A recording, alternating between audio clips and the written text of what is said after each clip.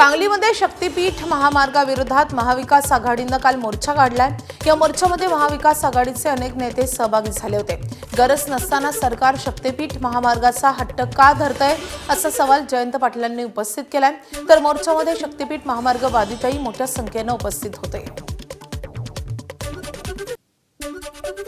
जवळपास 1000 एकर जमीन आमची त्या वाळवे तालुक्याची रस्त्यात जाते। लोकांचा तीव्र विरोध आहे। गावांचे 2-2 भाग पडायला लागलेले आहेत आणि या भागात काळी समृद्ध आणि कृष्णा आणि वारणा नदीच्या काठची जमीन आहे। ती घेण्याचा सरकारने कोणत्या दृष्टिकोनातून हा विचार केला हेच आम्हाला कळत नाही। त्यांच्यातून त्यांची समृद्धी झाली आहे। आमच्या भागात 1.5 एकर 2 एकराचे शेतकरी आहेत, त्यांच्या जमिनी घेणं हे कोणत्याही पद्धतीने आमच्या जिल्ह्यातल्या लोकांना मान्य नाही। आम्हाला द्यायचीच नाही। आम्हाला किती जरी आम्हीच दाखवलं तर आम्ही त्याला बोलणार नाही। आम्ही रक्त सांडू, पण आमची एकच जिद्द आहे की शक्तीपीठ रद्द करायचं आहे बस। आम्ही कडेगाव तालुका, खानापूर तालुका, आमची एकच जिद्द आहे की आम्हाला शक्तीपीठ नको असलेला मार्ग तुम्ही आमच्यावर का लादताय? शेतकऱ्यावर एवढा अन्याय करू नका। फडणवीस सरकारला आमची एकच हात जोडून विनंती आहे आणि शेतकऱ्यावर फार मोठा अन्याय होणार आहे। इथं शेतकऱ्यांच्या पाठीशी कोण नाही, पण आम्ही शेतकरी हे आम्हीच आमचे हे करणार आहे। आम्ही शेतकऱ्यांचा वाली कोण नाही। आम्ही आमच्या शेतकरी एकजुटीनं आम्ही हे करणार आहे, पण हे सरकारने थांबवावं। शक्तीपीठ महामार्ग आम्हाला नको आणि आमच्या पिढ्यानपिढ्या चालत आलेल्या ह्या जमिनी ह्या आमच्याच राहिल्या पाहिजेत। सरकारनं लाडकी बहीण योजना जर महिलांना देत असेल, ती सुद्धा आमच्या सांगली जिल्ह्यातील सगळ्या महिलांची जिथं जिथं शेती जात्या त्या महिलांची लाडकी बहीण योजना बंद केली तरी चालेल, पण आमची बंद केली तरी चालेल, पण आमच्या जमिनी आम्ही त्यांना देणार नाही। माझं 25 वर्ष झालं माझं मालक वारलेत। आज शेतीवर आमचं जगणं आहे। सगळी शेती मी स्वतः करत्या, सगळी नांगरट लावण मेहनत सगळी मी स्वतः करत्या। जर शेतीच आमची जर गेली तर आम्ही जगायचं कशावर? आज माझा मुलगा सुद्धा शेती करतोय। माझ्या मुलात दोन्ही माझी मुलं शेती करतात, काही काम करत नाहीत, नोकरीला कोण नाही। जर आज शेती जर गेली तर आम्ही जगायचं कसं? आम्हाला भरपाई नको आहे, ही जन्माची भाकरी आहे। आमच्या पुढे जन्मदिन माणसाने ठेवलेली जर ही भाकरी जर आम्ही यांना द्यायची तर आम्ही खाणार काय? बीडमध्ये विलास घुले हत्येप्रकरणी न्यायासाठी काल विराट मोर्चा काढण्यात आलाय। खासदार पुत्रावर गुन्हा दाखल करून अटक करा या मागणीसाठी हा मोर्चा काढण्यात आलाय। मृत विलास घुले यांचे बंधू रमेश घुले यांनी आपल्या पुरवणी जबाबात खासदार वज्रंग सोनावणे यांचे पुत्र सौरव सोनावणे यांचं नाव घेतलं होतं। त्यांच्यावर गुन्हा दाखल करून अटक करावी अशी मोर्चेकरांनी मागणी केली आहे। या मोर्चामध्ये घुले कुटुंबीय, गुणरत्न सदावर्ते, टाकळी ग्रामस्थ आणि नागरिक मोठ्या संख्येने सहभागी झाले होते।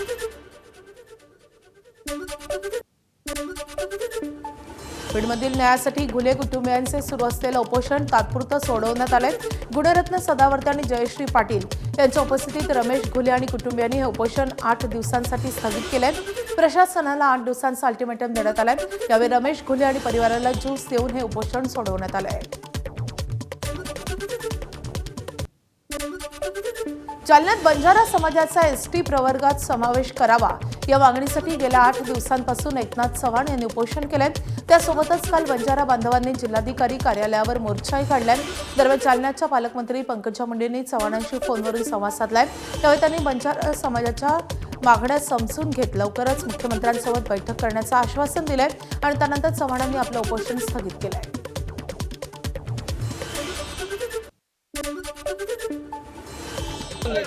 आता ताईनं सांगितलंय सोमवारपर्यंत तुम्ही तुमच्यासोबत कॉन्टॅक्ट करेल आणि सोमवारनंतर मुख्यमंत्री साहेबासोबत बैठक होईल। त्याच्यानंतर आम्ही तुमची दिशा ठरवू। जे काही आता ताईनं सांगितलंय त्यांच्या शब्दाचं पालन करतोय। आमचा समाज हा संविधानिक लढा लढणारा समाज आहे।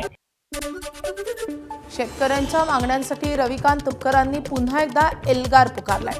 मुंबईत 27 ऑगस्टला मंत्र्यांचे बंगले, गाड्या जप्त करून जाहीर लिलावाची घोषणा तुपकरांनी केली आहे। या संदर्भात मुंबईत आंदोलन केलं जाईल। पुढील 7 दिवसांमध्ये सरकारनं मागण्यांवर सकारात्मक निर्णय घेतला नाही तर मंत्रालय परिसरातील मंत्र्यांचे बंगले आणि शासकीय वाहनं जप्त करून त्यांचा प्रतिकात्मक जाहीर लिलाव करण्याचा इशाराही त्यांनी दिलाय। ITR भरणारे शेतकरी कर्जमाफीच्या कक्षेत आणावेत अशी मागणी तुपकरांनी केली आहे। नियमित कर्जदार शेतकऱ्यांना सरकार फक्त 50,000 रुपये अनुदान देणार आहे। त्यामुळे नियमित कर्ज भरून आम्ही गुन्हा केला का असा संतप्त सवाल महाराष्ट्रातल्या नियमित कर्जदार शेतकऱ्यांकडून येतो आहे।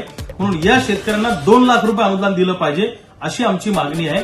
दुसऱ्या बाजूला 2019च्या अगोदर ज्या काही कर्जमाफी योजना आल्या याच्यातनं अजूनही लाखो शेतकरी वंचित आहेत. त्याही शेतकऱ्यांचा समावेश या कर्जमुक्ती योजनेमध्ये केला पाहिजे अशी आमची मागणी आहे. मनसे नेते अमित ठाकरेंनी नवी मुंबईमधल्या 2 कॉलेजच्या विद्यार्थ्यांशी संवाद साधलाय. नेरूरच्या टिळक कॉलेज तसंच वाशीच्या कर्मवीर भाऊराव पाटील महाविद्यालयात जाऊन त्यांनी मनसेचे युनिट सुरू करण्यात आले. मुलांनी अंमली पदार्थांच्या व्यसनापासून दूर राहत खेळाच्या मैदानावर सक्रिय राहावं. महाराष्ट्रात ड्रग्ज फ्री करण्यासाठी मुख्यमंत्र्यांनी पोलिसांना सूट द्यावी असं आवाहन अमित ठाकरेंनी केलंय. जेएनसीमुळे सरकार घाबरलंय असा आरोपही त्यांनी केला आहे.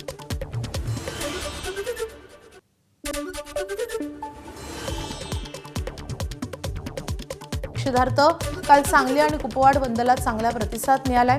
त्यानंतर काल संध्याकाळी सकल हिंदू समाजाच्या वतीनं मोर्चाचं आयोजन करण्यात आलं होतं.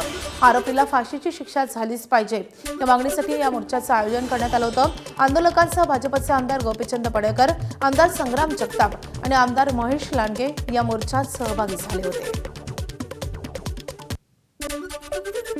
महिला भगिनींनी सांगून दिलेलं आहे की कशा प्रकारे आम्ही आमच्या जर महिला या संदर्भामध्ये जर अग्रेसिव्ह झाल्या तर घर सुद्धा पाडायला कमी करणार नाही. अशा प्रकारची भूमिका आमच्या सगळ्यांची आहे.